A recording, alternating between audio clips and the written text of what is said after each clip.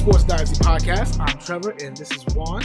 And what a week in the NFL for week number 8. This is my worst gambling week. This week was ridiculous. But before we get started, make sure you like, share, and subscribe. We're on iTunes, YouTube, Spotify, iHeartRadio, Google Play Radio, Stitcher Play Radio, at Podcast Dynasty on Twitter. We're on Facebook and Instagram. Make sure you join the conversation. Now, week 8 was just completely... There's something we never mentioned that we need to start mentioning like every show, especially the second shows. We do the AFC East shakedown. Yes, we do. Yeah, yes. Every Saturday at 7:30 Eastern Time. We should probably share that every freaking week. Why don't we do that? Why are we slow? No, it's crazy. That's crazy. It's just always like supposed to habit. I just say everything like. No, but like it's true. It's true though. Yes, we do an AFC East showdown with the Miami Sports Report. Great guy. You should check him out. Bill's podcast we did with Captain D. Kevin D's also a Dolphins fan. Very, very good. You guys can check us out on Saturday at 7:35. We kill it every Saturday night. Yeah, come over here. Let's take over their show, shall we? Let's invade. That'd be cool. We've done it before. We have done it before. Co-invade, man. Show them what Sports Dynasty is all about. The Sports Dynasty, what? Familia? Yeah. What was our thing? What's gonna be our? I'll think something. I don't know. I'll think something. Anyway, week 8. Yeah. If you were betting in week 8, you were probably pissed. Yeah, you're screwed because I was. This is my worst one by far. Some teams had shocking wins, embarrassing losses. Teams not covering spreads like they should. We had that. We had teams completely undermining the respect for other teams should have for other teams. You know, like and backup quarterbacks doing better than people thought they would. Yeah. We also have injury. Unfortunately, you have severe injuries. Unfortunately. But let's get started. Let's start with the news that came out today. Actually, let's quickly touch on the trade, and then we'll go also 3 seconds talk about that game. You know, the game that didn't cover the spread by 0.5. Von Miller was traded to the Los Angeles Rams for a 2nd and 3rd round pick earlier this afternoon. I think it was like 12 o'clock when that happened. Yes. If I'm not mistaken. What do you think about that? Von Miller's healthy, so I guess it's a good trade for them because he's healthy. But he does have a history of... Kind of healthy because he missed actually 2 weeks this week. I'm saying, but he has had a history of being injured. But when healthy, this is a good trade. Now, for at least, if you think about it, the Rams did give up a lot. They gave up a 2nd round and 3rd round pick for Von Miller, which is very bold because they continue to build their teams through free agency and via trades. Now, if you guys remember, in maybe a year ago, I said that, listen, this is going to catch up to them. This cannot be sustainable. And whenever they feel like, and especially when they had make really, really big roster moves to make a deep playoff run, whatever, right? It's not sustainable, but to me, they're just prolonging the inevitable because this can't be sustained for very long. Yes, this is great for now, but you're not winning. You're not winning the championship. You know what I'm saying? Yeah, it's on paper and in Madden it looks amazing, right? But future long term, this is I don't think they have a long term future at all. Like I think they're gonna have like 5 draft picks the entire draft this year for 2022. They haven't had a 1st round pick since 2014, some stuff like that. I don't know, but for short term, it's good, I guess. But yeah, want to know something? Well, because short term is a beautiful phrase because this is his contract year. So they gave up a 2nd and 3rd round pick for someone who's going to be a free agent this offseason. Who more likely you have to pay him? Unless he takes a pay cut, which I don't see it happening. Yeah, but win the championship. That's the risk. They gave up too much, in my personal opinion. They did. He's not the Von Miller everybody thinks he is, but he is still very serviceable, very good. Yes. He's better than Leonard Floyd. You know what I'm saying? So you got Leonard Floyd, Aaron Down in the middle, and you got Von Miller. That's good. That's gonna wreak some havoc. But people are saying it like if it's Von Miller of 3 years ago, before he got that really bad injury. I think it was an ankle injury, very bad one in 2020. He not that same guy. He is grading an 85 in PFF though. However, he is also grading below 80s in pass rush, which is the first time in his career, in a healthy career, because 2019 he wasn't healthy either. So he's declining. He's usually grades in the 90s and mid 80s on both pass defense and run defense. but they're both in the lower than 80 now. So it's happening. Little by little, it's going down. So yeah, I have to capitalize now. If I'm not mistaken, I think the Broncos are paying the majority of his salary. Yeah. Which they're only paying like $500,000. Yeah. The Rams. Yeah. So yeah, I guess I think the Broncos seen something that they obviously didn't. That's not for a player at that stature. There's a reason why they got rid of him. 95% of the time they trade a big name like that. There's a reason why they trade them. Like there's no question. Like JJ Watt, for example. Mind you, again, he had an okay season before he wound up getting hurt, but he wasn't anywhere near what he was 2 or 3 years ago. The same thing. So they let him walk this past offseason because they knew he wasn't JJ Watt anymore and they wanted to pay $10 million. No, they flat out released him. Yeah, that's what I'm saying. So this is a similar reason. He's not the same person. So I don't know what you're gonna do next offseason. But as long as you cash in, it doesn't matter. If y'all win a championship, it is what it is. Whatever. But, I think Denver found a team that was, I don't want to call it dumb enough to take, like gullible enough, gullible, which the Rams have been known to do. Yeah. But I think if they had got no offers for him, they probably would have released him. They would have released them and said, "Well, we'll take the pack, we'll take the cut, we'll take the dead hit, and then we'll just release him." Which if you were the Rams, you were smart. You could have got him for even cheaper, and it would have been no risk. But you gave up a lot. I don't think they would have done that. I think they would let him play, but they would let him walk though. Like he was not gonna be in Bronco next year. 100%. It's not happening. It's not gonna happen. Yeah. So we want to touch on that real quick. It's like it's short term, very short term. Yes, we're gonna find out if it's gonna pay dividends in January, but we'll see. But as long as they could rest him, but they don't even have to play him that much. They can cut his snaps in half, and he should be serviceable, assuming he doesn't get hurt. He has been hurt twice already this year, so we'll see. Speaking of that, when it comes, let's get rid of both, because we're gonna go through all the crap games that don't matter, because we got 5 games that I really want to touch base on, because it goes with the theme of this entire crazy week. Question: did you watch Sunday night game? Because I didn't, because I work at 5 in the morning and I had to go to sleep. So. I did watch Sunday night game. All right, so that'll be one of the games that doesn't matter much, to be honest, because Minnesota is Minnesota. So let's go with 5 seconds. Houston getting absolutely demolished by the Rams. So what, right? Who cares? They're a team that did not cover. Their spread was 16.5. They went 16 because of the beautiful thing called garbage time. Got 22 unanswered points in the fourth quarter because they were up 38-0. Sorry. Denver and Washington. Why is Taylor Heineke so trash?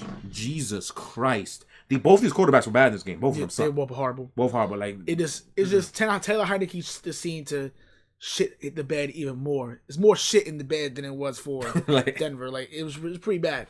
Because they both tried to lose this game. Both of them. They did. Yeah, who cares? Whatever. Because everybody knows there were 2 big games going on at the same time. Nobody watched that game. Speaking of another game I didn't watch, Seattle beating the ever-loving Christ out of the Jacksonville Jaguars. I saw Trevor Lawrence's first pick, and that's all I need to see. I was done after that. And this also went down with the 2 biggest games of the week, so nobody watched this game either. But if anybody had concerns about Seattle losing to Jacksonville, everybody is dumb, including us. I'm not big Seattle. You mean we tell to win, but it could be one of those games where Jacksonville could actually sneak one up on them. And we're stupid as hell for thinking Urban Meyer and company was actually going to have a game plan for this. I thought that. Listen, we always think that Pete Carroll is complete idiot, is a fossil, and way behind the times. But Urban Meyer just has no idea what he's doing. So how could I possibly think that Pete Carroll could do a worse job than Urban Meyer? Exactly. It's embarrassing. That's embarrassing on my part. All of us. Yeah, like idiots. Yeah, it's ridiculous. What else doesn't matter? A lot of things don't matter. 49ers and Bears in a freaking shootout. So the 49ers don't know how to score points against the Colts, a beaten Colts team, but you score this much points against Chicago. Yes, exactly. Without Garoppolo really doing anything, Deebo Samuel took the game over. And that what the hell is his name? The running back, Mitchell.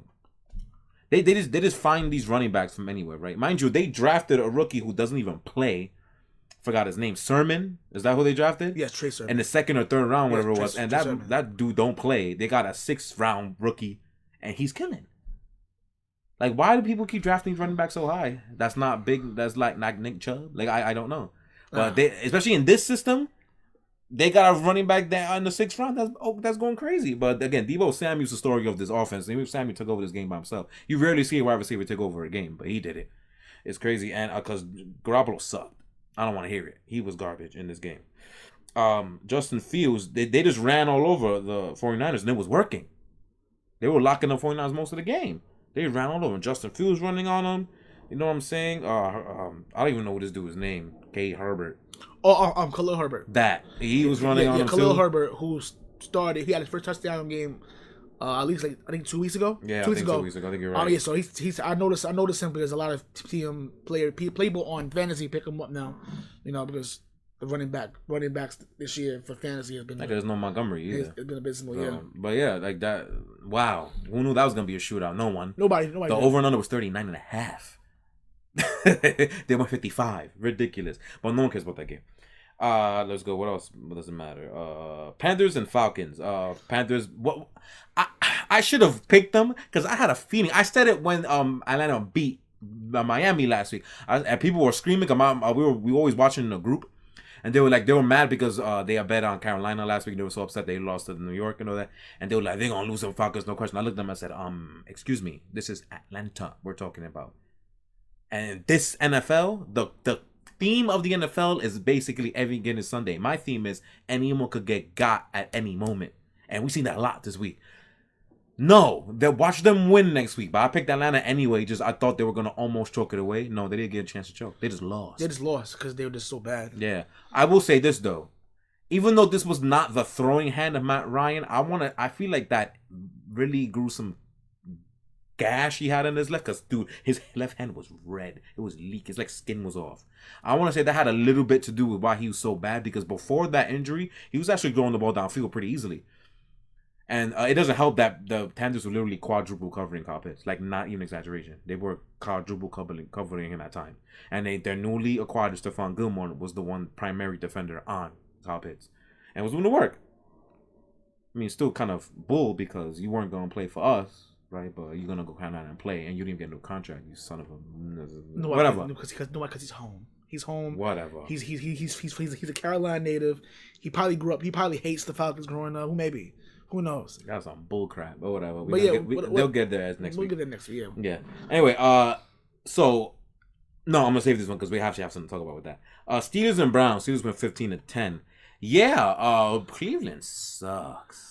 It doesn't help that Baker Mayfield played this game, but it doesn't help when, and I don't even blame Baker too much for this game. It's just no one can catch the football. No, Jarvis Landry, another one was dropping the ball. Dropping the ball like crazy. That's why I said Cleveland sucks, not Baker sucks. The entire team is garbage. They let him down. They let Baker behind this game. I will say this though, I feel like he shouldn't have played for like a month. I feel like they should have sat him down for like a month and change, because his shoulder, it doesn't work, and if your left shoulder doesn't work, how the hell do you throw the football? Like, it's not the throwing thing, but your whole body has to be intact for you to throw the football correctly. That's how mechanics works. You use different parts of your body to throw a football, not just the arm and not just your shoulder. So if there's something seriously wrong with you, I feel like he should have tried to rest it for a month maybe, because Case Keenum's a good backup quarterback. Very serviceable. That's what I'm saying. So this is what a backup quarterback is for reasons like this. Because he's missing throws too. But when he was hitting the throws, the receivers dropped the ball. Yeah. You know what I'm saying? So it's like, I don't know what else to tell you. And then they're injured everywhere. It's bad season for him, man. Yeah, they couldn't get the ball running at all. Pittsburgh's front seven was completely shutting down any type of running game they tried to put. Nick Chubb was just like, it was not happening today. Shot. And no shot. Once they shot him down, and he's like, we're going to throw the ball, which he couldn't. The receiver kept fucking dropping the ball. And that's like the game plan anyway. Even if they're all healthy, throw the ball, take out the run. That's what you got to do. That's what Stefanski wants to do, run the football. Problem with this going on for Cleveland, this was a game that you absolutely needed. Yeah, because your division is getting stronger. Next week you have a big game in Cincinnati, which you need to win because they just lost to the Jets. We'll get to that in a second, and they're pretty pissed off that they got embarrassed. Laid an egg, at least defensively. Yeah, defensively they laid an egg. They are not going to allow that to happen again. So that was a game I definitely needed to at least stay afloat in your division and in the conference, because now you're 4-4, and another team is starting to rise up in the ranks now, which you got to play them in 2 weeks. So that's a must-win game. You needed that yesterday, which you didn't get. So Yep, that's the easier of the three you're gonna have to play. This is a team who has no offense, so I want. They had no kicker. They tried to do a stupid ass fake field goal and it sacrificed their kicker trying to do that. Yeah, almost died. It was ridiculous. I seen that hit. I was like, oh my god, is he dead? Like it was really bad. Like he got hit really I hard. heard was it Chris Long? They were like, if you ever want to see a regular person play football, watch that hit. And that's like if you want to see me play football, that is what's gonna happen to me. I died when he said that. That's why you don't play football. But Chris Long used to play. That's crazy that he used to play. That's what you're saying. That is hilarious. Eagles and Lions. So I don't think anyone saw this coming. Nobody did. Eagles win. People probably saw coming. And Eagles ass whipping. No one saw this coming. I don't understand why Lions even showed up in their own stadium if they're going to be this anemic. Embarrassing. I'm not speechless because I'm like, again, we said it last week that we don't know which Eagles team is going to show up because I thought that, listen, they were horrendous last week. But I don't remember who they played last week. Who played last week? Raiders? Yes. Oh yeah, that was bad. Yes. Derek Carr, he had one incomplete pass. Like they were horrendous last week. So I'm thinking that Detroit, they played hard. Even they lost, they played hard last week. They'll at least I think this is the first one. The first one will be today. Will be yesterday. The first one will be at home. It's the Eagles who suck. They should get this. No, they got embarrassed. They got embarrassed. Yeah, they ran all over them. They took out time possession, and then they got quick 3-and-outs when needed because the defense, the Eagles defense isn't that bad. So when they only have to play on the field for basically freaking 15 minutes out of the 60, and it feels like. Easy pickings for a team who has no receivers and quarterback is nothing. And it's, I don't know what to tell you. And they also, which is going to be the theme of this show, win in the trenches. The Eagles front absolutely decimated the Lions front. Lions offensive front. That's why they got quick 3-and-outs. And Jalen Hurts and company got right ahead and just ran down their throats the entire time. Well, mind you, Miles Sanders is in IR. So, I don't know. So, this bodes the question. Are they going to win a game? Let's go through their remaining schedule. They have a bye next week, so at least they can't lose that, maybe. Well, it's Detroit. We've seen worse. Then they play Pittsburgh at Pittsburgh. They're not going to score a point. They're not score a point there, no. At Cleveland. That's tough. So, you might lose that one. Chicago. Chicago already beat your ass, but it's a division game. Against Minnesota, that's tough. You've already lost to them too. And what was a game-winning field goal, I think. At Denver, that's winnable. It is winnable. Arizona, that's whipping. As you know, it's Detroit. They're gonna barely lose that game. That's how they've been all year. At Atlanta, that's winnable. We'll see. At Seattle, more than likely Wilson will be back, so you're more likely going to lose that game. But I don't know. And then at versus Green Bay, which you're gonna get destroyed at. You're most likely. Because they're going to be playing most likely for first seed. So there's, I think, 3 winnable games left. I say 3 winnable games. I say, I want to say Cleveland. No, not Cleveland. I want to say, I know Denver, Atlanta are 2 easy winnable games. And then maybe Chicago. Honestly speaking? Probably those 3. Honestly, I only see 2 winnable games you just mentioned. Only 2. Oh, the first 2? I think Denver and Atlanta are the only 2 games. The first one I said. They're not beating their division. Their division is like better than them. Even though Chicago has as bad as they played all season, they're not gonna get. They're gonna kick the hell out of them. Honestly speaking, I'll tell you one thing: the coach got hurt. And it's like yesterday. I mean, I'll tell you that that's true. But I'm saying that people talking about first of all, it's Detroit. Like, what we're expecting, Detroit, people say, they may have to, they'll do 1 or 2 good things around something time to time, but then all the time, everything else just turns to shit. Yeah, I don't understand why they get support. Don't understand it. I don't understand it either. Like, I know a couple of diehard Lions fans. Why? What? I want... And like, why? Why talk to one of them. I need to ask them, why are you a fan? Like, what made you follow this absolute dog crap excuse of organization to make you not only root for them but to be loyal? Why? If they're not loyal to you, obviously, because they continue to show you nothing, our entire lifetimes. So why do you follow something that's just gonna make you want to jump out of the window every freaking Sunday week, every football Sunday? I agree. Why? I agree. Like, that's the part. People do have power. They need to put ass in seats and need to sell merchandise. If you were to stop doing that, then maybe they will stop sucking. Worst case scenario, they'll move away from your city. All right, you'll be all right. You'll be okay. They actually won't, because their whole city has no sports team. They all suck. All four of them. They're all garbage. All four of them. So I don't know. At least Detroit's trying to be Detroit Lions. Pistons trying to do something. They're trying. But like, the Red Wings have been garbage ever since they moved to the conference. But they're, if you think about it, the only people with wins. Well, Detroit Pistons got their win recently during the weekend, but before the weekend came, the Red Wings were the only team in Detroit with wins. They have 4. And the Tigers suck. The Tigers are hot garbage. So I don't know what to tell you, Detroit. Y'all should move. All right, I think that's all the useless games. Then we got the Power 5. Yeah. Oh, Dallas and Vikings. I have nothing to say about this. Garner Cooper Rush played and he won. That's good for us because I think we both picked Dallas in our pick'ems, right?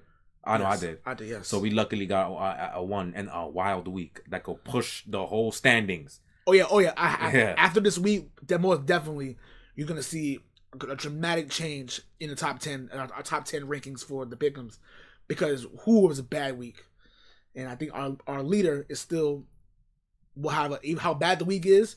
He'll still have a really big lead now. A bigger lead. Yeah. Oh, he did that well. Yeah. Wow. He had a bigger lead. Lucky him. So, gotta start looking at that gift card. Start buying it soon. But now, this game, I want to Minnesota Vikings fans. Let's do this quick. Yes, Minnesota Vikings. We Vikings have fans. 5 big ones to talk about. So I don't want to hear playoffs and Vikings in the same sentence this year. I don't want to see it. I'm sorry, I don't want to see it. Kirk Cousins, prime time, you should be ashamed of yourself how bad you played yesterday. You should be ashamed of yourself. You know what's hilarious, though? You say that. He's the second highest graded quarterback in PFF, though. Scientific data. Please, I don't want to start I'm the just saying. rant. Tom Brady's number 1, he's number 2. Scientific data. First of all, you let Cooper Rush, who, in my opinion, shouldn't even be in the league, beat you like that. Beat you. And it wasn't even like, it was y'all found ways to lose this game every single time. It's like, yo, they're just trying to give you the game away. Trying. And what happened? Minnesota just finds ways to lose games in this ridiculous fashion. I mean, come on, bro. Come on. So they lost to Cooper Square because there's 2 Coopers that bust your ass. Apparently the quarterback and the wide receiver. Amari Cooper was of course, Amari Cooper and CD Lamb was completely just doing whatever they wanted to do with him. Tony Pollard ran pretty well with them because, Zeke is garbage. Mm-hmm. But Tony Pollard ran pretty well. They couldn't stop anything. They talk about, Daniel Hunter wasn't playing, blah, blah, blah, because he's injured, out for the season, blah, blah, blah. Wait, what? Daniel Hunter out. For the season? Well, that was one of the Vikings fans told me. I was reading this thing. I was reading it. He said that it's a pretty bad injury. So, whatever. But that'll be the second time that happened too. Yeah. He got hurt. So they're saying that, but even though it wouldn't have been a difference because they couldn't stop anybody. But this Cooper Rush is a bum. I'm sorry, Cooper Rush is trash. There's no update. He might have a torn pectoral muscle. Yes. That's insane. So that's a 3rd big injury come out of this week. Yeah. Wow. So I just don't understand. Even if that was playing, then y'all got destroyed. They got destroyed. Oh, they got blown out. They got blown out. But Cooper Rush Cooper Rush had it ham wrapped, saying, "Hey, look, like, take the game away from us. Take it away from us." And he didn't, because Kirk Cousins in prime time is just garbage. And I don't want to hear anything about Vikings in playoffs for the rest of the season because y'all are trash. Sorry. Done. Copy. All right. So, which one of our big 5 you want to talk about? Let's start with the shocking game in the Meadowlands. Good. Because I have a treat for you guys. Yes. This is going to be amazing. Okay. Sometimes I dream that he is me. You got to see that's how I dream to be. I dream I move. I dream I groove like Mike. If I could be Mike White. Like Mike. Oh my God. If I could be Mike White. I was not Again, I try. What the hell is going on here? Just need to fly. For just one day, if I can be that way. I dream I move. I dream I groove. Like Mike. If I can be Mike White. Like Mike. If I could be Mike White. Why you saying white like that? I don't know. Why you saying white like that? It's like so you got phlegm at the start of the WH. White. It's like White. They're going to spare somebody like white. That was for you. My first musical performance without an instrument. I was not expecting that one. That was interesting. Like Mike White.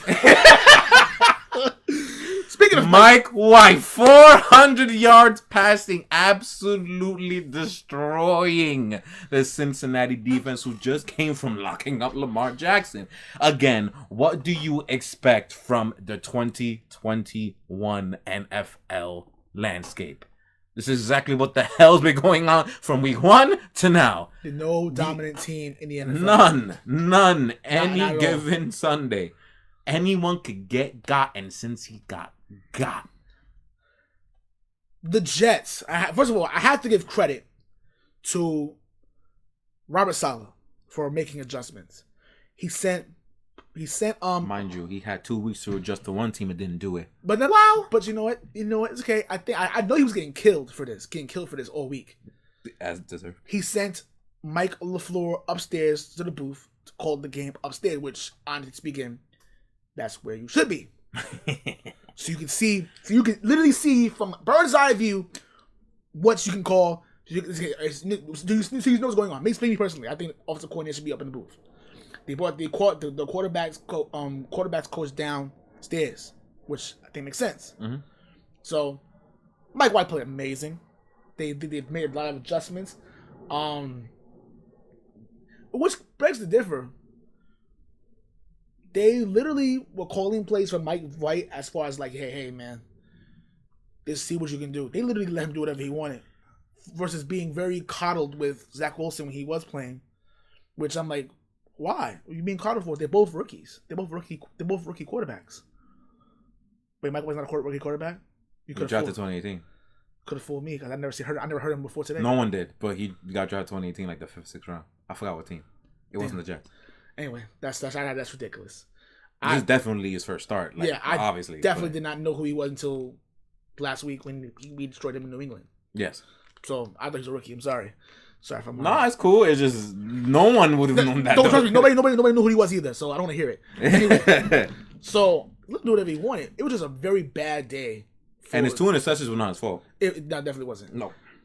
And it was the Bengals just had a really bad day defensively. Really bad day defensively. Very bad. Yes. Now, this is what happened. First of all, numbers. So the time possession was 36 minutes to 24. So that was a dominating 13 minutes difference. So you can see how that happened there. 511 total yards allowed from that defense. Bad. 32 first downs obtained. Bad. 3 turnovers. Wonderful. So that's what been going on there. All he did was throw to the running back right there. That's literally all he did.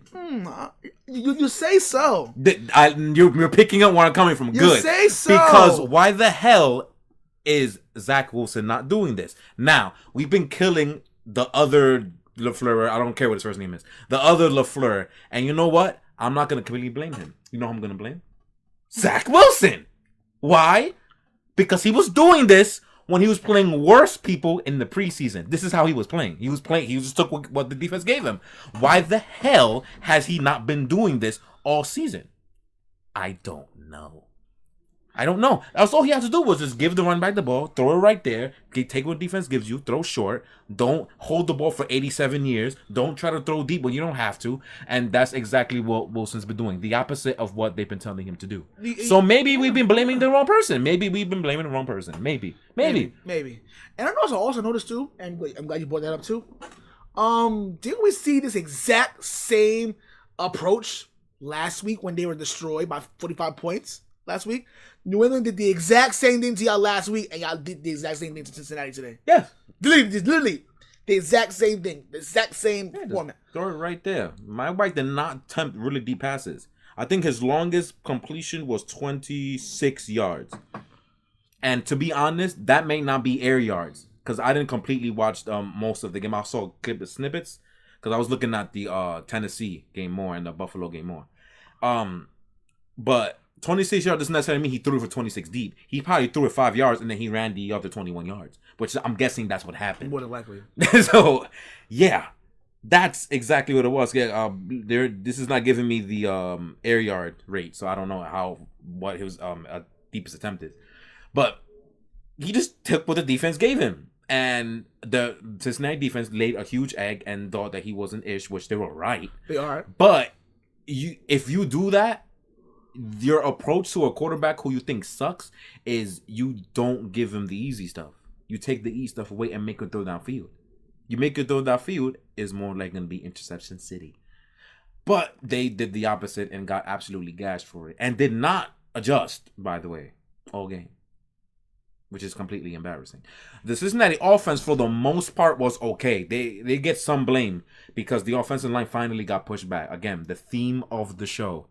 Dominated in the trenches. The Jets' defensive line was absolutely sensational and destroyed the Cincinnati offensive line. Which that was going to come back to haunt them anyway, because we did say before the season started that the offensive line was still very suspect, and for the most part, they've weathered the storm for most of the year. Yeah, but they're better than what we thought, but they're still not. They're still not. It's still very flawed. And the Jets, even though how bad they are, they have a decent defensive line. Their defensive line is pretty decent.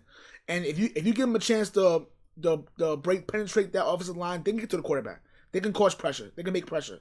So, yeah. So it was just it came back to haunt them, which eventually was going to happen. And I think it's better for them to have it now against the Jets versus the team they're going to play in the playoffs, because that's going to haunt them in the playoffs. Yeah, it is. That's not. They may not win a playoff game. And yeah, it's okay. Fine. It's Joe Burrow's first playoff game. If they don't make it past, it's fine. You know, you build it from there. But you have to address the offensive line in the draft or in free agency. But that has to be addressed. Yeah, because that's the only thing you're doing is putting a Band-Aid on the bullet wound. That's what you're doing. Yes, we could not have said it better. That's exactly what it is, 100%. And again, I always say the one that's suffering the most is Joe Mixon. They completely destroyed him in the run game, like most people do. The line can't get no push or nothing. So that's it. Does this mean anything? No. This means nothing. It's just a confidence. It's just something the Jet fans can be happy for the week, saying, hey, we won this week. Yeah, they actually beat a team that's healthy instead of a team that had no wide receivers. So they did it. So good for you. It means nothing. Who cares? And Cincy, you can learn from this. And sorry, Browns. It's Browns they play next week, right? Yes, the Browns. Yes. Yeah, Browns. You might have to pay for that. We'll see though. I think this will say a lot about them. Let's go. Well, I did mention a team with no receivers and Titans. So let's talk about that game now then. Yeah, let's go to my notes. Titans just, because that's the game I saw the most. The Titans just fine, even though they won this game. They finally won this game. And with all the injuries on the offense, it just gets worse and worse for them. But we'll get to that before. Yeah, we're going to finish with that one. Yeah. Let's talk about the game itself first. So, the biggest play of the game, which is what really made this game what it was Tannehill throwing an absolutely egregious interception. And then the person blew out his knee and fumbled the ball on an interception return and allowed Tennessee to recover and score about 2 plays after that happened. If that interception kept on, Indy might have blown the game open. I felt so bad for him. He blew his knee out. Like literally, he was running and he just grabbed the knee, the ball came out, and he did not get up, and it was over. You didn't see this guy again. And that lucky ass play was the reason why the game became close, and then Tennessee wound up, I'll say, stealing it. Yeah, they stealing it. Quite literally from Carson Wentz. Stealing it away because Indy, they outplayed them for, I want to say, 60-65% of the game. They outplayed them. They should not win this game. But you know, it's unfortunate. First of all, that's scary. Imagine like trying to go for this 10 touchdown, and guys like, nah, bro. That's basically what happened. It's very unfortunate. I don't mean to be blasphemous, but that's pretty bad. It's like, nah, bro, might give me your knees. Yeah, God bless him. That really sucks. That sucks. So, but that's not the only reason why they wound up stealing this game. But that's the biggest play of the game. So Wentz. The reason why this is ridiculous is because he actually has not been playing bad all season. People think he is because of the stupidity, the little stupidity that he does about once a game. People see that and that's amplified. But he played well, except yesterday. Yeah, he was not good. Missing a couple throws when he should have been missing throws. And those interceptions, especially the pick 6. Dude was in his own end zone. They called the screen, which I do not understand why they call screens in people's end zones, but whatever. I don't get it. But yeah, that happened. Ask Miami how that went against Raiders like 4 weeks ago. They called a screen. The screen was locked up. Instead of him trying to throw it out, maybe throw out somebody's leg. No. He was in his own end zone, panics, just throws it up for grabs, and intercepted right in the end zone. That's what he did, and that's what wound up getting them down 7 points. Now, that's technically better than a safety, because if you took the safety, it was game over 100% because you were not getting the ball back because you had to punt the ball away. So I guess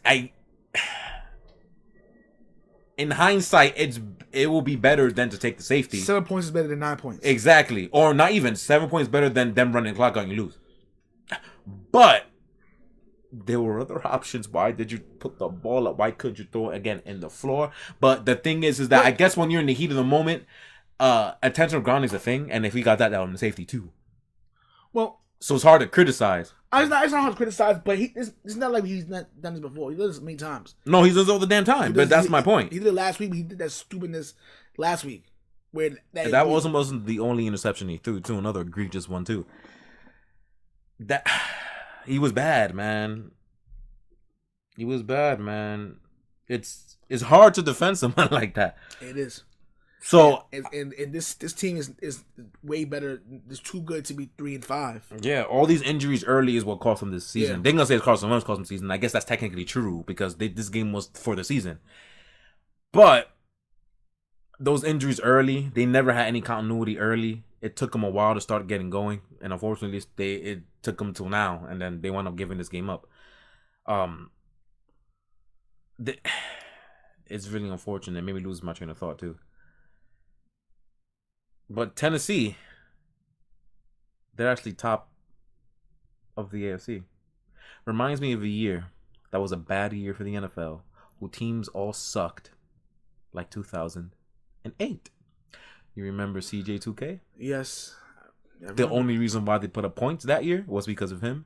And then when they went to the playoffs, and then he got locked up and they got absolutely annihilated by Baltimore. Yes. Yeah, that's what happened. That year was horrific. That was the worst year of football I've ever watched, 2008. The year the Steelers beat Arizona in Super Bowl. Arizona was a 9-7 team in the 4th seed who actually made mother trucking Super Bowl. The NFC Championship game was against teams who did not win 10 games plus. Yes. 9-6-1 Eagles. 9-7 Arizona Cardinals. And then the AFC Championship game was against a good Pittsburgh Steelers team, not all that good, but a good Pittsburgh Steelers team against a rookie quarterback in Joe Flacco.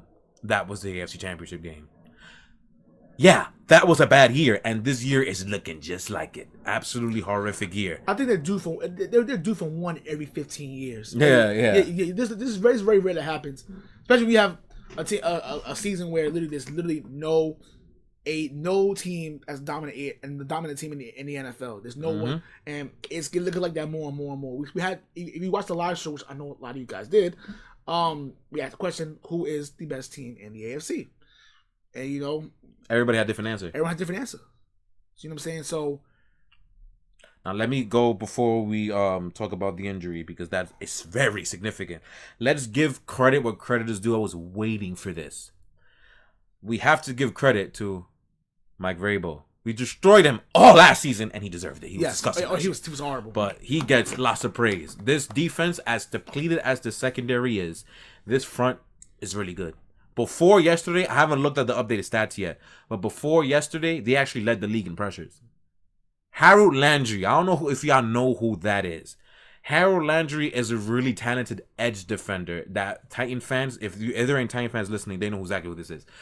Who has all the talent in the world to be a top edge rusher in this league, a top edge defender. Very good, very talented, got all the tools, but he's often injured for years. Now, he's actually staying in the field, and it shows. I believe his number was 55. I could be wrong. I think that's his number for people who don't know exactly what that is. Obviously, he's looking for the Landry in the back.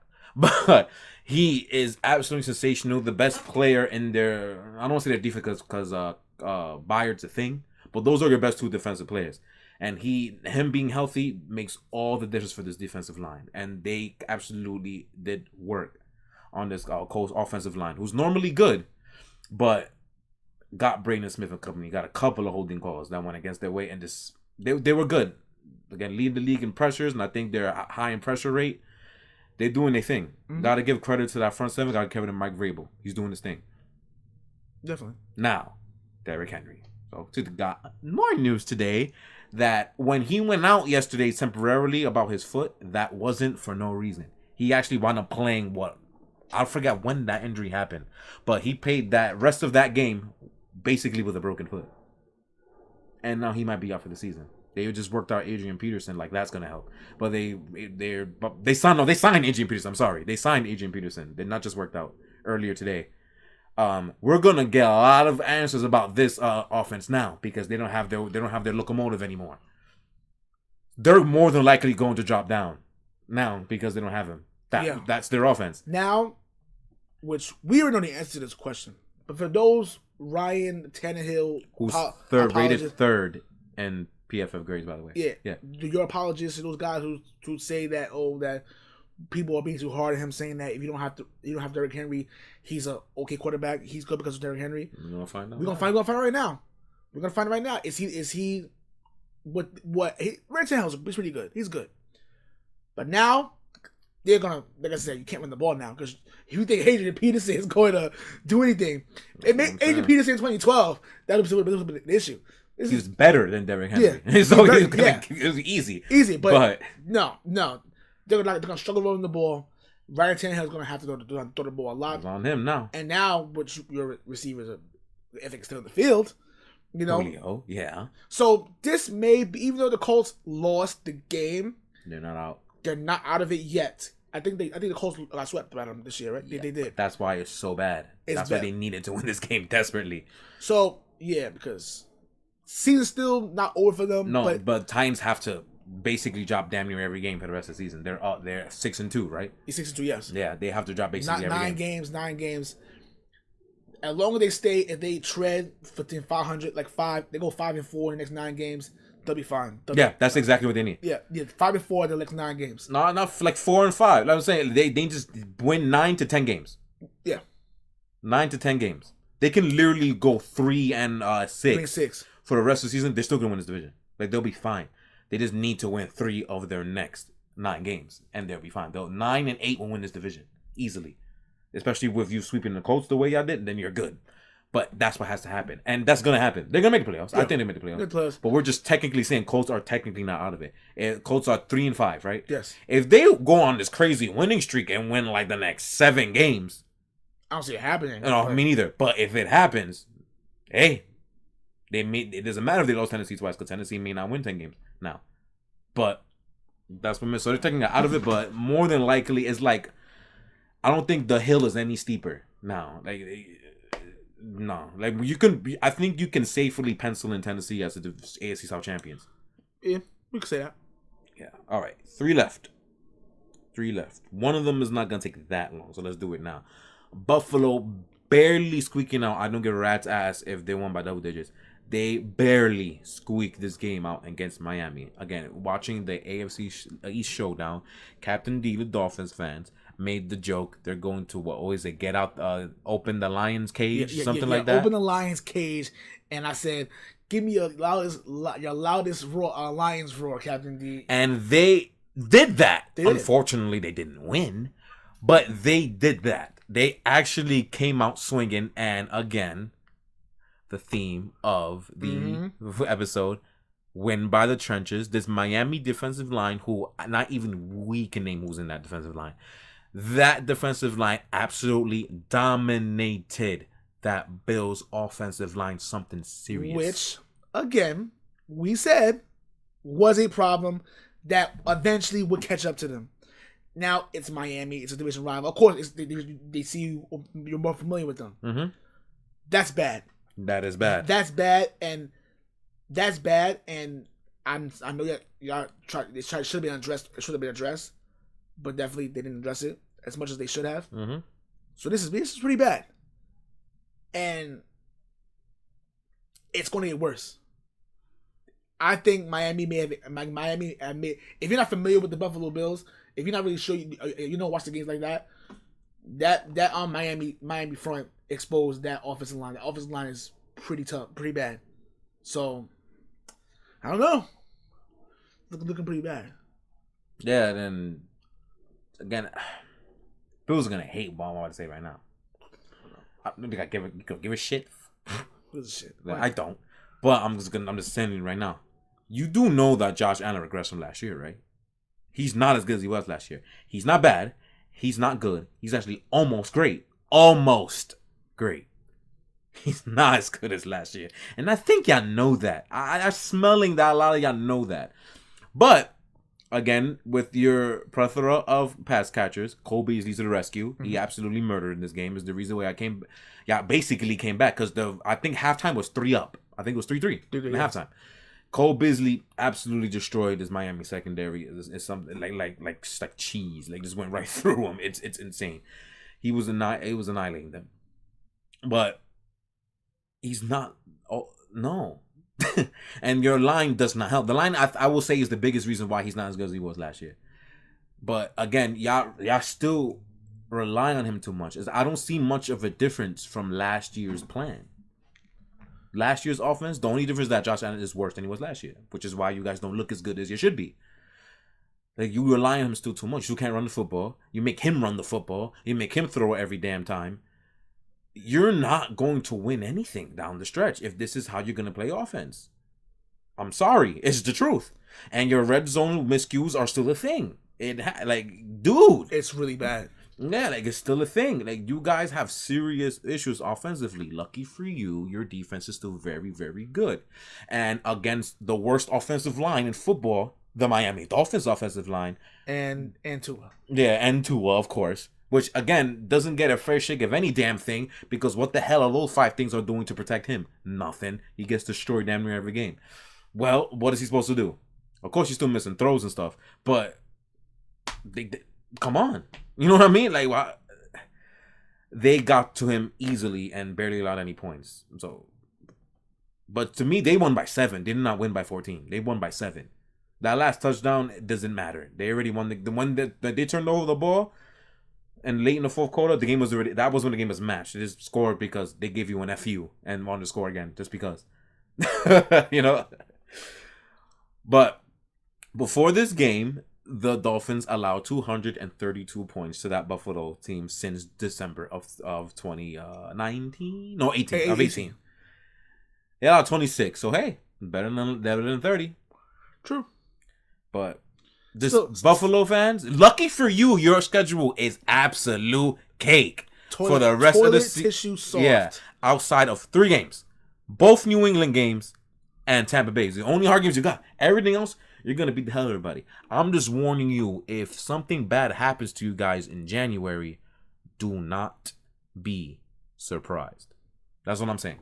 Mind you, they're my Super Bowl pick. Oh, yours too, right? Not Super Bowl picks. Yeah, they're our Super Bowl picks. Super Bowl appearance, not Super Bowl winning, Super Bowl appearance. But yes. Yeah.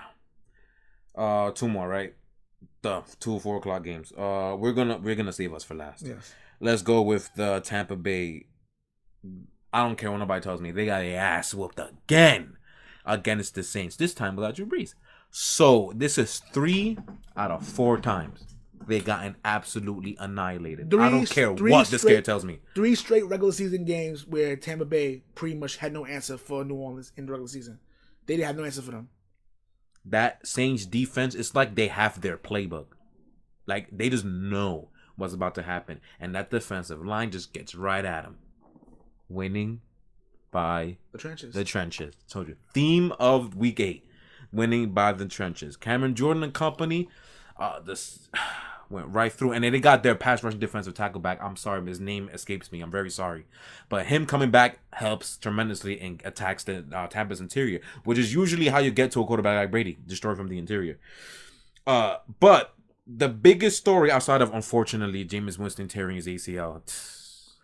Tough break. They stop him from busy dancing in the locker room, but with one leg. But still, ridiculously unfortunate. I was rooting for him. Yeah, me too. For him. He actually was playing pretty well this year. Mistake free, playing great, but took him. But these mother fluffing penalties on Tampa, like is unavoidable, isn't it? 11 penalties for over 100 yards. Bad. That's what kept the Saints in the game, because once Winston went down, they really weren't moving the ball for about 2 quarters until about sometime in the fourth. Because it's Simeon. Simeon was hot garbage. I don't know how he's still in the fucking league. Me neither. I don't know how he's still in the league. So that's penalties was the reason why they still in the game, because they would have lost otherwise. You would have just escaped because Winston got hurt. So it just makes no sense. But like that Saints secondary. Again, Marshawn Lattimore, doing his daily, weekly lockup of Mike Evans, like usual. I don't know why people like Mike Evans so much. I don't get it. But, yeah, I don't get it. But him doing his thing. Garner Johnson, wonderful. And P.J. Williams with Tom Brady's probably worst freaking interception I've seen in a very long time. Because I don't know what the hell that dude was looking at for that pick 6 to end that game. Don't get it. And he should have threw a pick to play before. I don't know why Marcus Williams didn't accelerate for the ball, but it doesn't matter because he threw a more embarrassing one the next play. Tom was bad. Mm-hmm. No Gronk, but okay. Like, aren't you supposed to have mad weapons? Who cares if Gronk's not there? And he's not the same anyway. No Antonio Brown. This is the thing that New England fans know about Brady, is that when he has a favorite target, he likes to zero in. As much as he likes to spread it out and all that, he still has a favorite target. When he doesn't have that favorite target, he doesn't play exactly the same, which of course is what happens with all quarterbacks. But that's one of the ways you get to someone that great, is that they don't have their favorite target. All right, now you can see what they like to do more often than not. And him and Godwin don't mix. Mm-mm.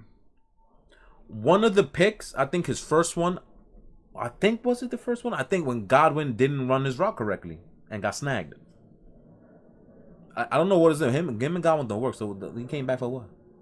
Like, I don't get it. To run it back. Or also another ring, obviously. Run it back and make Brady throw interceptions because of your bum ass? Like, whatever. But, whatever. But, yeah. And to be honest, the reason why they came back anyway was because of 2 blown coverages. That's the reason why Tampa came back in the first place. Mm-hmm. They know the Saints dominated them a third time. And to be 100% real, in the playoffs, y'all were losing in the fourth quarter. It wasn't for Drew Brees' 3 picks and Jared Cook's fumble. Can't wait to make fun of Jared Cook in the next game. It was fumble. Y'all were about to lose that game too. Mm-hmm. It's like, y'all can't beat the Saints. This is a fact. I'm interested to see what happens the next time y'all play, though. But the reason why we're talking about this with a little bit of time is more so because what are they going to do in the quarterback position? Because Simeon ain't in. If that's going to be a starting quarterback, okay. Sorry about that. This is the second show in a row, dude. Are you about to choke and die? Nah. I'm sorry about that, yeah. That's nasty. Anyway, because Simeon ain't in. If that's the starting quarterback, they're not going to the playoffs. No. So they were saying, there was like not rumors, but they were talking about maybe bringing in Cam Newton, which to me is better than Trevor Simeon at this point. Anything is better. Anything, but I'm not better than Trevor Simeon, but he's garbage. To NFL standards, he's garbage. You're the better Trevor, though. Thank you. That was so nice. There you go. See, I could be nice. Yes. I'm not an asshole all the time. Anyway. But yeah, that's gonna be an issue, and especially gonna be a huge issue. To be honest, I felt like they should have signed him a few weeks ago. And ever since Taysom Hill went down, he's hurt too. That's exactly what I'm saying. Since he was hurt for like a month. Yeah. So when he went down, I thought maybe they should have signed Cam Newton or someone like that then, because at least Cam Newton can run the type of packages you want to run for what's his face, the whack guy you just said. Taysom Hill. That thing. So yeah, you could have run those packages for him and put Cam Newton. Except he could throw way better.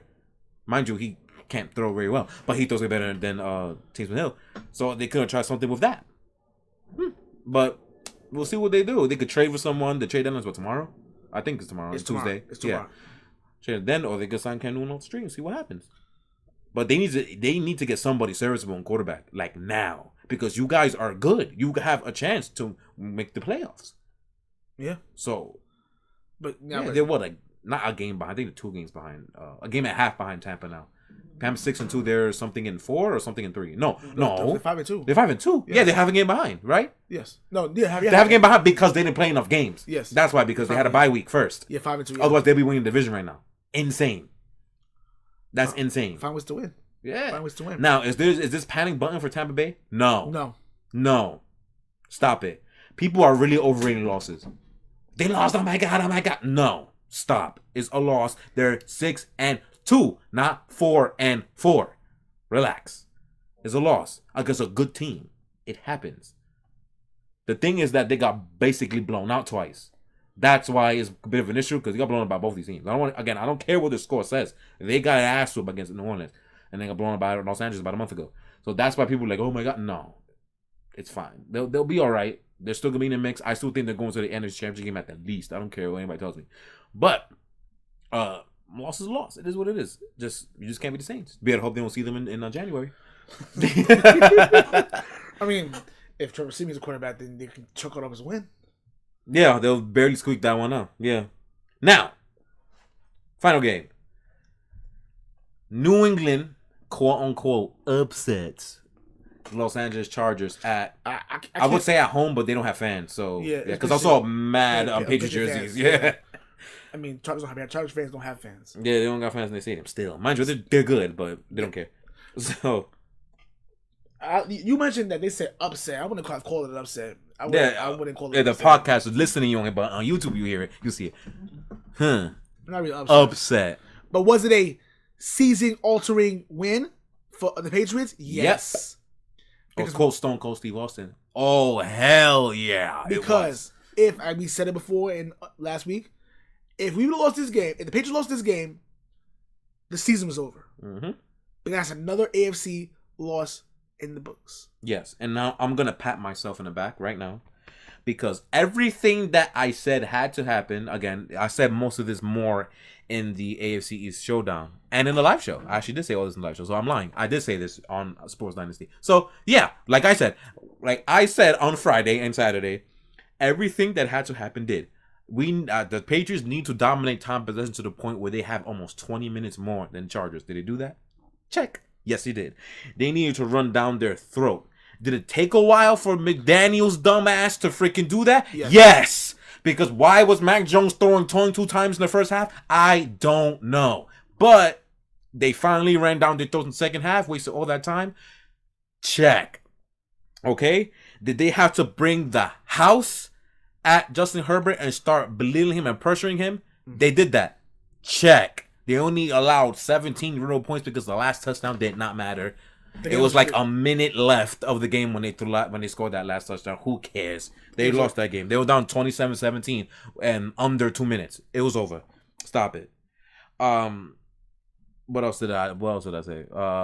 Did they take away Keenan Allen? Basically, for the most part, they did. Outside of the 141-yard catch, he only would have had 36 yards. 5 receptions. Mm-hmm. That's the only thing he did. Mike Williams I didn't even remember Mike Williams catching the ball. Barely at all. Yeah, that's what I'm saying. Also, Eckler with a hilarious drop for an interception. Thank you, guy. Didn't really do much except drag 5 Patriots defenders for that first touchdown. That was embarrassing. But running the football, was that a real threat? Not outside of the 175-yard run. No, they didn't. They ran more yards than the Patriots did, but that's because of that breakout run. That was a great stretch play, by the way. The blocking scheme was absolutely sensational by the Chargers. Good job. But they would have ran under 100 yards otherwise. You know what I mean? Like, Patriots did everything they needed to do. And it's time for people to give them more respect. Bill Belichick. And more so than that, they need to stop overrating this team. This team has problems. Including the boy wonder that is Justin Herbert. That's 2 straight games against New England where he struggled mightily. This is 2 straight games, period, that he struggled mightily. Against Baltimore the last time he played, and now New England. No, I'm talking about for New England from a standpoint, because there are people that said that we were going to get blown out. Yeah. Can't wait for Saturday. Yeah, can't wait for Saturday either. Yeah. But for me personally, defensively, Adrian Phillips was completely on fire. That's the only thing I got wrong. I picked the wrong ex-Charger to go crazy. I picked Hunter Henry. I messed up. It's supposed to be Adrian Phillips. He was 2 interceptions, one including one going to house, which that was the game right there. Yeah, that ended the game basically. That ended the game right there. Well, kinda. It kinda ended the game. For me, that ended the game for me. For me, no, because that last offensive drive, which was a masterpiece, by the way, the final New England drive, wasted over 5 minutes of the clock and kicked that field goal. That was what ended the game. It was like, I think it was 8 minutes left of the game. They didn't get the ball back to about a minute and 40. That was a masterful drive, and that was what ended the game to me. So freaking perfect. That got me hyped. Oh, I'm sorry. And there's one more thing I want to say to destroy New England before we do more nice things. There were 2 plays that pissed me the fuck off. Was those 2 holding calls that took away 2 deep rushing touchdowns. This game would have been blown open beforehand if it wasn't for those 2 rushes. Like, Damian Harris's stats aren't as good as they're supposed to be because of bum-ass Heron and bum-ass Win. I don't know why Heron was in the damn game to begin with. Oh, he hate these tackles, dude. What, Trent Brown needs to get over it and come back in the game and play. But those holding calls gave up like a 20-yard rush and like a 15-yard rush. That would have been blew it open. That's why New England took so long to score. And they were both in the third quarter. Those damn penalties, man. Otherwise, good job. Now you can go. My bad. Go ahead. Yes. Defensively was just incredible. Matthew Judon, I love Matthew Judon, man. Matthew Judon, that's the leader of that front seven, man. The way he's able to take over the defense. Just a little play, like the tackle for loss, and I think in the second quarter or third quarter he tackled for loss of Justin Herbert. I'm like, that's what you want. You want that. Like I said, the Patriots pass rush. I gotta stop saying we. Yes. Patriots pass rush can't get to the quarterback, but Matthew Judon just the little things that just sparks it up. He's the leader. He's the one that makes it go, which is great. I love the pickup even more. And Barmore, Jesus, number 90 interior, wonderful rookie. I knew he was gonna blow up. No, I told easy in the draft, steal of the draft, dude. I said that. I said this is gonna be good. He's gonna be good. I said that the fact that we picked him, I said he's still available. Like, I couldn't believe he was still available. We got him. He was a first round prospect. I cannot believe he dropped in the second round. That's what I'm saying. I couldn't believe he was available, but I knew he was going to be good. He's wonderful. He's absolutely sensational. He's been good all year, and is getting better and better and better every week. He's him and Lawrence Guy got a sack. Lawrence got destroyed left guard, took Justin Herbert, get the fluff down. Like, Lawrence Guy got a sack. Now, if I for the Chargers are concerned, and I feel that the media does this every single year with them. I know Justin Herbert is great, of course. They say, this is not a Super Bowl contender. I'm sorry. It's not. Baltimore made y'all look and say, yeah, they're not as good as you think. No, I didn't know my mind. No, Cleveland. Thank you. Cleveland. Thank you. The Cleveland game showed me, say, yo, this team's not that good. They have a lot of issues. They have a lot of issues. You know what I'm saying? Defensively, issues everywhere. They couldn't. Yeah, and then Baltimore pretty much smacked them up a little bit more, and then it's like, because think about it, the score doesn't tell the whole story. This game was over. It was a 2-score game. We won. This game was over within less than 2 minutes left in the game. So that, you mentioned before, that touchdown didn't even matter because they weren't going to win. That's garbage time because you were not going to win. So there's a guy hearing on podcast talking about we shouldn't have won the game. Like, how the fuck you could say that New England should have won that game? They dominated in the trenches. Destroyed that Chargers offensive line and did their thing. And same thing on the other side. The offensive line was 95% perfect. Outside those stupid holding calls, they actually pushed the Chargers defensive line back, and they were basically getting any type of run they wanted from Lamondre, from even Brandon Bolden and Harris. They all were good. So, like... And another thing, too. And, again, scientific data... QBR. People say, but Mac Jones' QBR was pretty low. Who gives a shit? I forgot about that. Who cares? The throws that he made, the throws that he made. Wait. No. He was horrible yesterday. Stop it. I know that. He missed. I know that. It's been in the first half. He missed so many throws. I understand that. He had happy feet, dude. It's like, dude, nobody's even coming at your ass. Like, calm down. He was so stuttered. This is the worst game of his career by a mile. I'm saying that. But listen, at the end of the day, 8 of 22 in the first half, bro. Disgusting. Of course, yeah. But at the end of the day, he did make throws to put him in at the second half. Yes, like he did again, make throws. That drive that I talked about earlier, the last drive, it was him. He did. He made throws to pretty much put them in position. Again, not the first half. The first half you mentioned before, he was like very, I don't know, very jittery. Like that's not McDaniels. Why the hell he threw 22 times in the half? True indeed. But you should have ran the football, dumbass. At the end of the day, I said, why people like this offense coach, I never know. But yeah, I don't know who say who. Like, a lot of people do. What? The media, they all love him for some reason. The son I wanted to say, but I obviously cannot say it without getting canceled, so we're not gonna say that. I'm gonna leave it at that. But this was a game that we definitely needed. That the Patriots definitely needed. You need practice. I need practice. Yes, I'm sorry. The homer's coming out means I'm wearing this thing itself. You always do though. That's what I'm saying. So yeah. What was it? Oh yeah. So it's a game that the Patriots definitely needed. They have Carolina next week, and Cleveland. The next two games look a little bit more winnable. And a little bit more. This is definitely a confidence booster too. The Tennessee one looks a lot winnable now too. Yes. This is definitely something. No Derrick Henry, unfortunately, or fortunately in our case. So we weren't exaggerating when we said this was a season-altering win because if the Patriots lose this game, the season is over. They would not have been able to overcome the rest of the schedule. And the Patriots are now 500. Celebrate! No. No. Absolutely not. Now, before we close, there's one person I want to get on, and that's Justin Herbert. And not specifically him, is everybody else. Because this kid obviously has flaws that no one wants to address for some reason. I don't understand why they're putting a blind line to it. And I know why they're doing that shit. Let me stop lying and say I don't understand. I do understand. Because this has been a problem with the NFL since the beginning of time. And for some reason, they always fall in love with the big, strong, big arm, flashy throwing type quarterback. And the ones that have, like, it factor flaws. Like, it's very obvious that dude does not know how to pick up a blitz. Does not know how to pick up pressure. That's very obvious from the last 2 games. That's all Baltimore did was blitz the hell out of him, and they could not pick up the blitz to the point where they lost at halftime.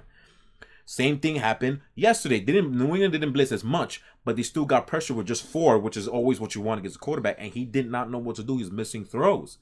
This dude is not that good under pressure. People saying the numbers are going to tell you otherwise, but I think my eyes when I watch this kid says something different. He's not that good under pressure. He's not. So there's things he needs to work on, and that shows me the stuff like knowing how to slide protections, knowing how to put the right protection against what, knowing how to block the running back and get a 6 blocker when trying to pick up pressures and stuff. He doesn't know how to do any of that stuff. So I don't see him much different than how he played last year. Not much. He's a little better because now he's throwing short. His accuracy short wise is better than it was last year. Last year to me he couldn't throw short ever. I did not see it ever last year. But this year he's doing it a little more. I see that he's getting better, but they really need to stop falling in love with this big quarterback bullcrap because that normally most of the time never pans out. So I don't understand why they fall in love with that. To me, and it's very clear. I'm biased as hell though, but I know, especially on our spot, I'm not the one who thinks it. Burrow's better than him. Y'all know that, right? Mm-hmm. Burrow has, and mind you, he came off of a loss, even though he put up 31 and should have won the game. But he put up 31 yesterday against Jets. But whatever. Burrow's better. Burrow has the it factor. Burrow knows how to read defenses better. Burrow knows how to put protections better. Mind you, his line sucks. Going through way more adversity. This team is not as good as the Chargers offense. But guess what? Still getting it done. High better record. And beat some teams. Still doing his thing. He's better. There's the reason why he's number 1 overall pick. So he has that it factor. He has it. He's that leader. He's clutch most of the time. Not yesterday. But you know what I'm saying? He's better. So this strong arm quarterback, he's physically gifted. What the fuck does that have to do with the quarterback position? Who cares? The best quarterbacks of all time are not physically gifted. Tom, Breeze, Peyton, Montana, they're not physically gifted. But those are the best quarterbacks of all time. So what the hell do you mean physically gifted? What does that have to do with quarterbacking? You know who I blame for that? Scouts. Stupid. And people like Mel Kiper. People like him and Tony McShay. And what other guy's name is? McShay. I know what you're talking about. Yeah, I don't know his first name. It's Todd McShay? Yeah, Todd McShay. Blame those people. Because they're like, they do this at all. Physically, like wasn't Jarvis Russell physically gifted in college? And then look at him as a bum in the NFL. Like, what difference does it make? Who cares? Yeah, big, strong. Look at Joe Flacco. Who cares? And he's a backup in the league now. Yeah. After 2012, he was done. Yeah. You know, like what you're talking about. So they ended the day. I have to agree with him with that one too. It just the media just loves to gloss. They love somebody. They can do no wrong, even though it's glaringly obvious that we have to. They're putting him better than what he actually is, and he's good. Don't get me wrong, he's good. He's a good quarterback. He's gonna be a beast for years to come. Oh yes, absolutely. Always gonna be a beast for years to come. They make the Spanos, which they find is incorrect for once. They picked the right quarterback to succeed for Rivers. He just needs to work on. Yeah, work on his craft, which he's doing. It's the second year. Yeah, which he's doing. It's fine. It's second year. You know, it is what it is. You know, it's just you gotta be honest. Y'all just y'all gotta stop putting people over than what they are so early too. Like, stop. Calm down. Let these kids grow. The only thing you're doing is hurting him in the long run. When he doesn't succeed, it's like, oh well. Yeah, like Mahomes. Go look at Mahomes now. Speaking of Mahomes. We better win tonight. Speaking of Mahomes. Tonight's Monday Night Football. Some of you may not watch it because I'm gonna start it at least. I'm gonna watch it because, you know, I decided to play hooky today for work today. Play hooky. So you know. So I'm gonna watch it just to see how it'll go right now. But this is Chiefs can't lose this game. The Chiefs can't lose the game because if they lose this week, they're gonna be 2 games under 500 because they're losing next week to Green Bay. Yeah. They're getting demolished next week against Green Bay. So good luck with that. Yeah, their receivers are going to be back because they were on COVID list, not injured. So their receivers will be back. They will have Devontae Adams. So, yeah, good luck with that. They will be losing next week, 100% right. So they have to win today. Lucky for them, Chargers are losing. And it's already an hour and 10 in. I don't know if we could talk about this topic. I hope I remember for later in the week, later in the week. Because I meant to talk about who's going to be the team that is going to start reeling, the fake team. I'm kind of smelling Chargers. I'm actually looking forward to that. I'm kind of smelling Chargers be the team that started off hot and there's gonna be nothing. That might be them, man. They're especially their run defense. That's too bad, dude. That is an issue that is not gonna be fixed. They can't fix that. That's a personnel and scheme issue. Like, you don't have the personnel to plug in that run, dude. And Brandon Staley's not gonna change his whole scheme because he's a type of schemer who likes to invite the run and not allow deep passes. Which I did say that's up in the wing. That's alley. That's why this was a good matchup. You're not gonna be, especially good teams. You're not gonna be able to get away from that run defense, man. They're gonna be running down your throat. I'm just saying. But yeah, we'll try to talk about this more in the next episode, so we can have a full discussion on it because they might be the team. But we'll see. Right. We're done here. Yeah, we're done. Make sure you like, share, and subscribe on iTunes, YouTube, Spotify, iHeartRadio, Google Play Radio, Stitcher Play Radio, at Podcast Dynasty on Twitter. Check us out on the Facebook group. Be a part of the conversation. Also, you can check us out on Saturday nights at 7:35 Eastern Time on YouTube. We are weekly guests of the Mafia Sports Reports AFC East Showdown, where we'll share the links every Saturday. We share every Saturday. From now on. It's fun. Trust me, it's very. It's great. It's very entertaining. Like the way that we talk here isn't the same we talk over there. Over there, we're a little bit more loose with the language a little bit. We kind of like, you know what I'm saying. So you may hear a couple of F-bombs here and there. I mean, they did hit it today. You heard it today though, but yeah. Oops. Which is not really. Normally, I don't allow that. Yes. Yeah, but you know, it just happens. No, remember, we're not the lead, not the host of the show, so we're a little loose in terms of we hold back a little bit more. And like Tommy of the Bills Mafia Reports was called. Yes. Yeah, they're the ones that host the show. So we don't like take over like we here when it's our show, so we say what the hell we want. No, like, we hold back a little bit. We just do a New England perspective on everything that we talk about. But it's freaking awesome. It's awesome, yeah. So other than that, yeah. So we'll see you next time. Peace, love, and applesauce, and stay safe. Be Mike White. Oh, you say No, I already did it. Good.